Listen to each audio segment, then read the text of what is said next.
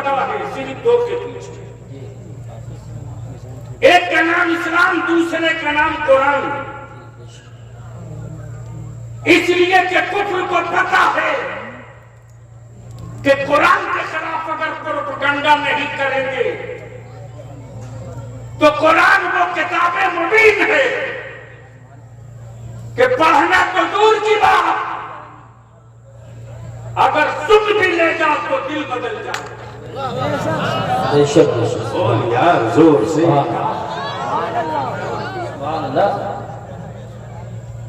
सुन लेगा तो दिल बदल जाए। इसलिए मदरसों के खिलाफ प्रोपेगेंडा का नक्शा बना ताकि भारत की बड़ी आबादी के बच्चे मदरसों के करीब न जाने पाए, भारत के बच्चे कुरान से दूर रहे, भारत के बच्चे कुरान करीम को किताब माल काटवानी समझे।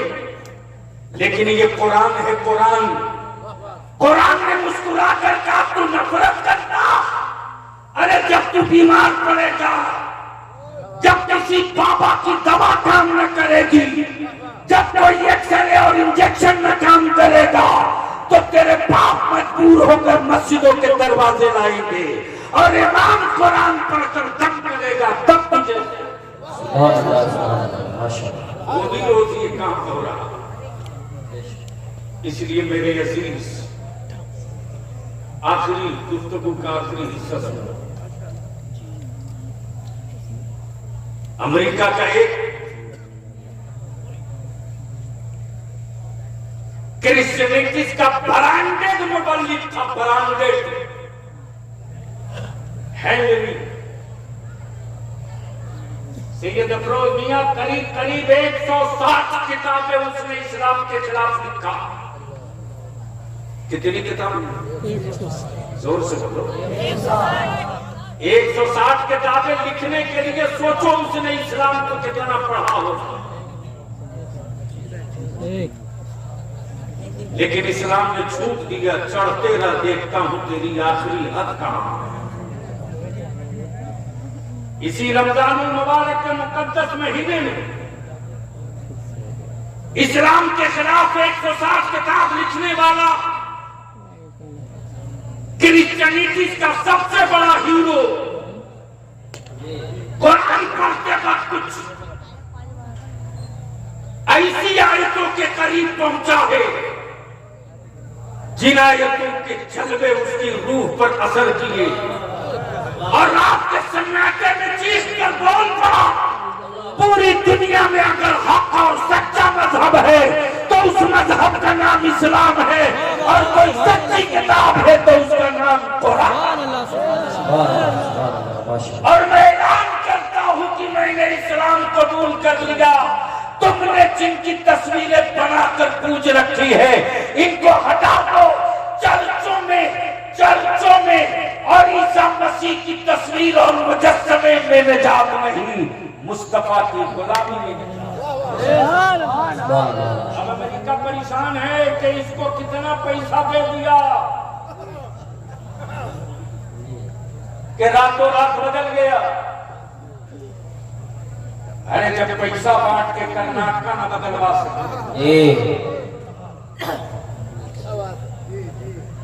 ये मुल्क है, हमेशा अच्छी बात सोचता है, थोड़ी देर के लिए नशा में हर कोई आता है।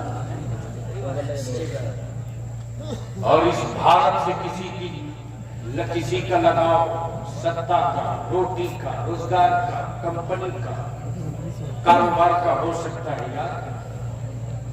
ईमान वालों का रिश्ता भारत से सिर्फ रोटी और मकान का नहीं, बल्कि जिस दिन मेरे नबी ने अपने जमाने तर्जमान से कह दिया, हिंद का नाम लिया, उसी दिन से ईमान वालों के दिलों में भारत की मिट्टी का एहतराम इतना ऊंचा हो गया कि मुसलमान अपनी सरहद भी बचाना चाहता है, अपना मज़हब भी। सुभान अल्लाह, बेशक। तो अब आखिरी बात मैं पूछ लूं कि ये जहेज और बारात की जो फौज रोज जा रही है, ये खत्म होना चाहिए कि नहीं होना चाहिए? धीरे बोल रहे हो। अरे जोर से बोलोगे तब ना, जोर से बोलो। खत्म होना चाहिए, जहेज की लानत की नहीं होनी चाहिए। तो इस मजमे में कोई ऐसा है बाप जिसका बेटा कुंवारा हो?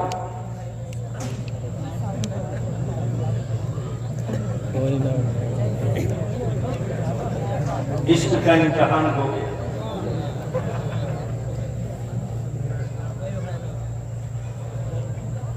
मैं जान रहा हूं बेटा, बस जल्दी ही आएंगे सर इकबाल साहब। अच्छा, यहाँ जितने लोग बैठे हैं सबके बेटों का निकाह हो गया?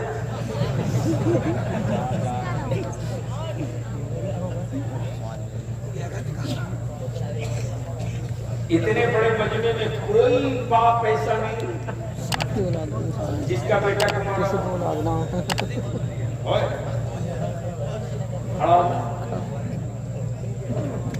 छोटा है तो क्या हुआ, बेटा है ना, बाद में बेचोगे, सौदा करोगे। ये है बाप जिंदगी के साथ खड़ा हुआ। दूसरा बाप है तीसरा, चौथा, इतने बड़े मजमे में जिससे 4 है जिनके बेटे को 5।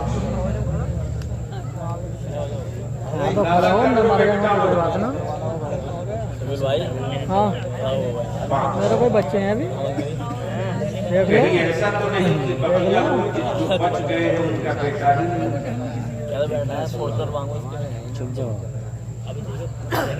पकड़ गई तेरी चोरी,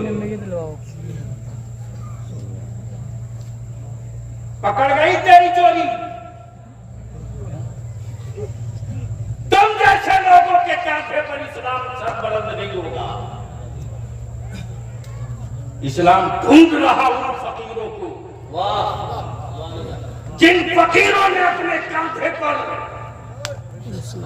न सिर्फ ये कि इज्जत और वकार पर बचा रखा है, उन्हीं फकीरों की दुआओं के बल पर हम भी टिके खड़े पड़े। अभी मैंने आवाज दिया तो ये समझ लिए कि मौलाना भैया भी फंसाएगा। माफ करना, स्क्रैप माल की कोई कीमत नहीं होती। जब तक स्क्रैप रहोगे कचरे के रेट में खरीदे जाओगे, और जिस दिन मॉडल बनने की सलाहियत हो जाएगी ना, उस दिन दुनिया तेरी कीमत नहीं लगा सकती। तो पूरी दुनिया का कुफ्र मिलकर इस्लाम और कुरान का पीछा कर रहा है, और इस्लाम मुस्कुरा कर कह रहा है कि न इस्लाम रुकेगा न कुरान रुकेगा। जब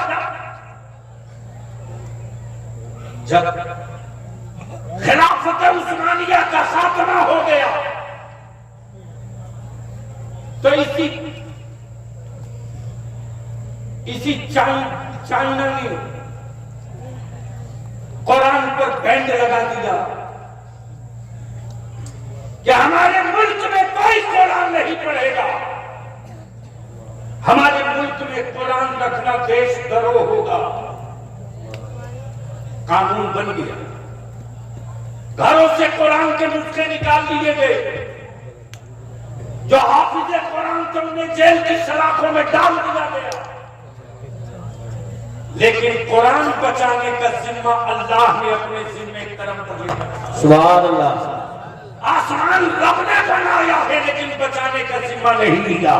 रब ने जमीन बचाई है, बचाने का जिम्मा नहीं लिया। लेकिन रब ने कुरान उतारा तो बचाने का जिम्मा रब ने खुद लिया। खिलाफत उस्मानिया के बाद जब लग गया बैंड, कोई कुरान नहीं पढ़ेगा। कुरान की तालीम देने वाले आशिकों का जत्था उतर गया।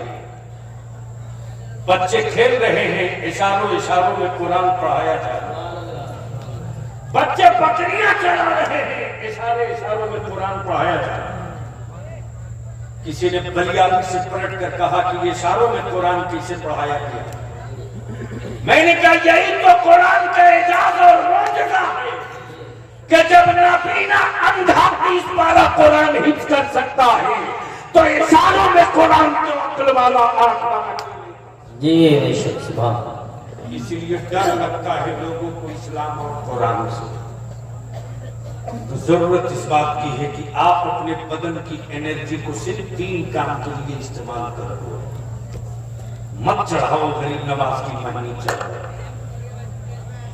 माफ करना। इस जुमले पर अगर कोई मुझे सुले कुल्ली कह दे तो मैं हिसाब साफ खानदान का करूंगा, छोड़ूंगा नहीं। इसलिए कि मेरे रजा का मसला यह नहीं है कि हकीकत पे में बात की जाए। मैं पहचानता हूं उन चेहरों को जो ओरिजिनल चिश्ती है, वो रजा के साथ है, और जो अहले तशा का साथी है वो अहले तशा का। इसलिए बगैर किसी रियायत के तैबा जाने को जी चाहता है, लेकिन क्या तैबा जाने के लायक शक्ल नहीं बना रखा? मदीना जाने को दिल तड़पता है।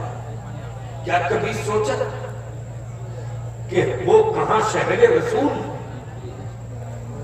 मुल्क तो कायनात का खालिक तो रब है, लेकिन अल्लाह ने कीमती शहरों की कसम नहीं फरमाया है, महबूब के शहर मक्का और मदीना की कसम फरमाया है। उस अजमत वाले मदीने की तमन्ना सभी करते हैं, हर ईमान वाले को करना चाहिए, और न करे तो खोटा है। लेकिन जाने से पहले अपने को इस लायक बना लो। जब इस लायक बनोगे तो जाने का मजा आएगा। जिंदगी में 2 हज फर्ज नहीं, 1 हज फर्ज है। हर साल उम्र जरूरी नहीं, एक बार कर लो। उन्हीं पैसे को बचाओ, अपनी औलादों को पढ़ाओ। बंद करो बारात ले जाना, मस्जिदों में निकाह करो, अपनी औलादों को पढ़ाओ। बंद करो वलीमा पर लाखों रुपया खर्च करना, खर्च कम करो, अपनी औलादों को पढ़ाओ। बंद करो लंगर लुटाना, अकीदत का इजहार मुख्तसर कर लो, उसी पैसे को बचाओ और पढ़ाओ। सबको मौका दिया तूने 75 साल, बलियाबी के इस मिशन का मौका दे दो सिर्फ 5 साल। अगर आपने इन जरूरतों को कुचल कर अपनी औलादों को पढ़ाना शुरू कर दिया, तो 5 साल के बाद उत्तर प्रदेश की मिट्टी बदले न बदले, हालात उस कदर बदल जाएंगे कि जो आंखें लाल करके मेरे बच्चों को डराते हैं, उनके सामने मेरे बच्चे कलम की नोक लेकर खड़े हो जाएंगे और खड़ा होकर कहेंगे कि मेरे माँ बाप ने नमक रोटी खाकर मुझे पढ़ाया है, मेरे बाप ने मेरी जरूरतों को कुचल कर पढ़ाया है। हम 2 नंबर के हिंदुस्तानी नहीं है, हम 1 नंबर के हिंदुस्तानी है। मेरा हक तो नहीं दोगे तो मैं कटोरा लेकर भीख नहीं मांगूंगा, कलम की नोक से सत्ता का सीना चीर के हिस्सा ले। वाह वाह वाह। इसके लिए जरूरत है हम अपने मदारिस के मुकद्दस उलमा से विनती करें, पैर पकड़ के इंतजार करें। लिल्लाह, अब सदुल लफाजिल नहीं, अब सदुल लफाजिल नहीं, अब मेरे मुफ्ती आजम नहीं, अब मेरे ताजु शरीया नहीं है। जिनके लोग इनवी लोग तकरे के लोग तसल्लुफ से दीन के लोग दिखाकर जमाने के हुक्मरानों को लर्जा सके, हम विनती और अपील करेंगे। अब घड़ी देखकर पढ़ाने की जरूरत नहीं है, अब जरूरत देखकर पढ़ाने की जरूरत है। इसलिए कि ये बोझ कल भी उलमा के कांधे पर था, आज भी उलमा के कांधे पर है, मुस्तकबिल में भी ये बोझ उलमा के कांधे पर होगा। और अगर इस जज्बे के साथ मेरी दरसगाहों में असातिज़ा बैठना शुरू कर देंगे तो मुझे वो दिन याद है कि इसी दारुल उलूम नईमिया में एक ऐसे भी शेखुल हदीस थे जिनका नाम अल्लामा मुफ्ती तरीकुल्लाह नईमी था। सुभान अल्लाह। अल्हम्दुलिल्लाह, मैंने देखा है कि कलेक्टर और एसपी खड़ा है और हजरत बुखारी शरीफ पढ़ा रहे हैं। जलाल ये है पढ़ाने का कि हिम्मत नहीं पड़ रही कि मुंह से कुछ बोल सके। जब तक वो अपना दर्श मुकम्मल न कर लिए तब तक वो खड़े रहे। गोया आज भी वो जिंदगी बाकी है। हम तय कर ले कि मिल्लत की इस मिट्टी को कौन सा खिलौना बनाना है। गुंगा खिलौना बनाना है तो मिट्टी ही रहने दीजिए ताकि चीख न सके, और जबान वाला खिलौना बनाना हो तो वो बना दीजिए कि मसलक के लिए भी खड़ा हो जाए, मजहब के लिए भी खड़ा हो जाए, वतन के लिए भी खड़ा हो जाए। और ये काम मदरसे को ही करना पड़ेगा। किसी कॉलेज स्कूल से उम्मीद मत रखिए, इसलिए कि हर दौर में उठते हैं यजीदी फितने, हर दौर में शब्बीर जन्म लेते हैं। यार जिंदा सोहबत बाकी। सलाम अलैकुम।